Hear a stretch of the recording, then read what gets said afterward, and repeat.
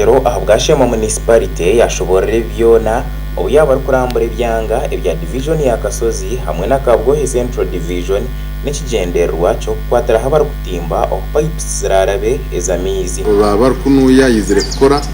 akora umurimo gwe yatakwenda gukora akwata umuhanda argo muri shema agende agitorekere konkita bo kwembera abantu baburijo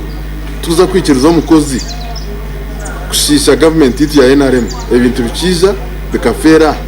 uri umukozi wahirwaro no yanga kuragurira abantu no genda kereza ukateka ngo abantu bakagerera kiniga NRM bakagerera kiniga president kunuya uri umukozi no funo mushara kandi hari abantu binjya kwasa gukora umurimo ogu yayongera yashabe nkwatanisa aho ibyaro biri kurenga muri 5 ebiri mu Kachisoroza West hamwe na East Karubanza Rwayina Kahire hamwe n'ebindi ubwahati ko nibyo biri kuza kukwaturwaho ukubasa kutunga mizaga ubwe horeji yabanegendo misho toriza kurobinga pipes zikarwa mu government zikahika tukaziteka mu sente zikahika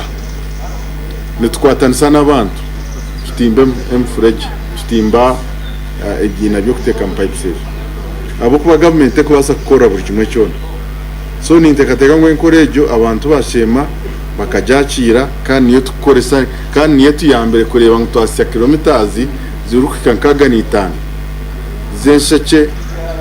zamizi kwetororo municipality so niyenda kushaba abanyashema ibyaro ibitakafunde twatwaresere pipes twatanise hamwe tutimbe turebe ngo twabyara pipes ezo abantu bafuna mizi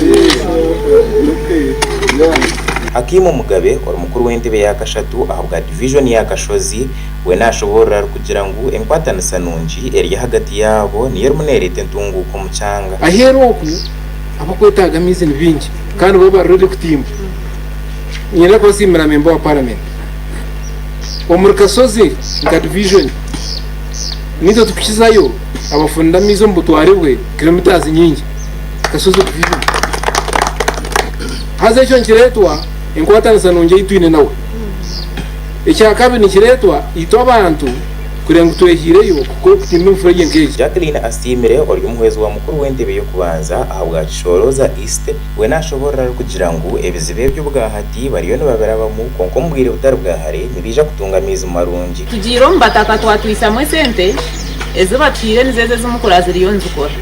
konke zindu kwamya ngutuzukuza kutumara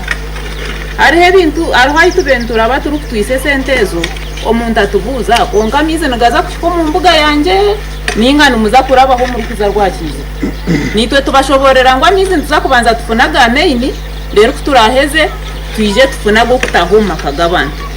obundo umuntu akugira ati nyowe tindi kuza kusasura sentezo ahabwo kuba mize gaza kuraba hangudo nyo wanje tugarahikeyo hato shangejo nayo yaba challenge aha abantu bitu baburi abandi bebembezi nabo bashobora ahacwadire n'ekizu cy'amizi ekibire kiriyo mu byanga byabo kandi ikindi aba bakoze biti nabo tubyo tukora nabo aba bantu batubire ubu aho kuba no bimanyiga mani bitu akasente n'akitwaraho uwo kera nawe na rani barashira fees program zawe nungi na mununga kuro ko primary zeru zamwe bakora mwena nagamizi gaza kongera abo time management abo kwanga kugenda kimwe direct kuzahi ayishomero na nahirwaro mangusoroza yitwe gitehine mizi marunji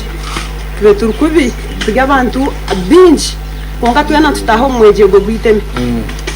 konka ni proxima ranga kusanga ngo hate wirobu twafuna mizi marunji nitwe abana bitu tubakibonabona amakoraga gashakwa Gerard Dugume aho bwa Sky TV umurishema ngweno kutomera byo mura makumyane